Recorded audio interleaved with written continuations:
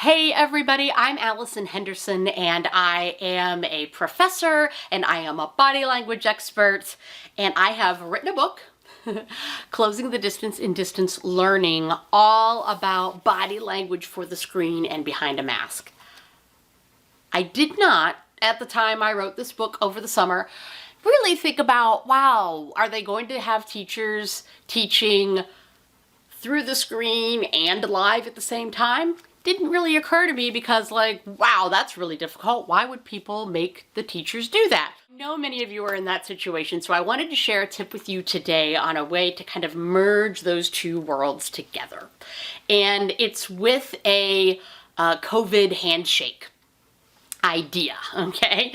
So what you would need to do is, hopefully, you have the capability to throw the screen that's on your computer onto some other screen for the folks that are at their desks so that everybody can see everybody else. And then you have the students introduce themselves, because I know they've been in school for a few weeks, but I bet you they've been relying on the box that has the name. They haven't really learned the names of all their classmates yet. If they started virtually, they might not know their names.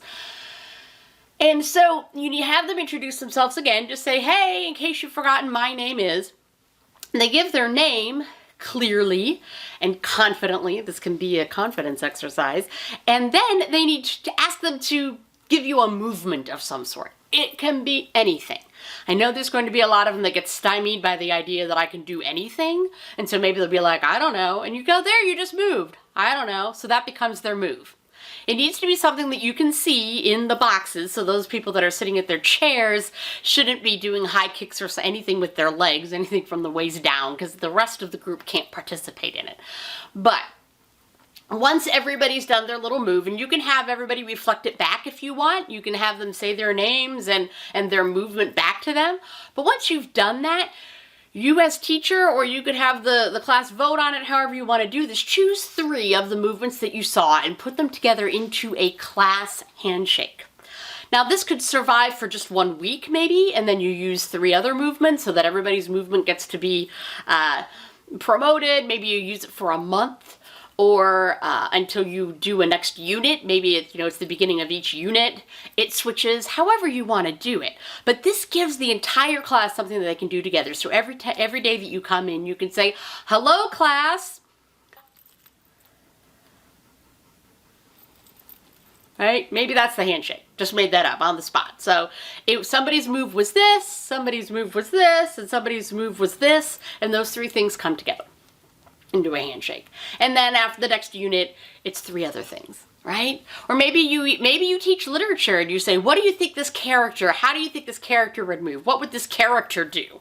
And you create the handshake for a character in the novel. If you're teaching science, you could say, how do we put these concepts into our body? What would a molecule look like? Or what does fusion, if we put this and this together, it goes, is that one of the movements, the hands coming together, and then it turns into something else. So you could get as creative as you want with this in order to tie it into the class itself. And you can do this with any subject, right?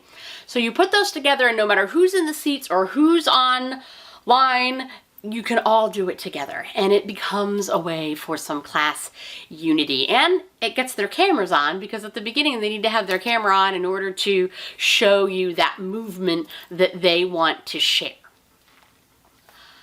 There we go. That was your tip for today, the COVID handshake and how to use it in your classroom. There's a lot of other tips in the book, particularly if you want to know about body language and how you should be coming across on the screen or in front of your students, and how to read your students' body language as well. There's both parts in there. Super cool stuff. I'm happy to come in and do a training for your school as well. If that is of interest to you, make sure that you reach out. We're all virtual these days. I don't need to travel.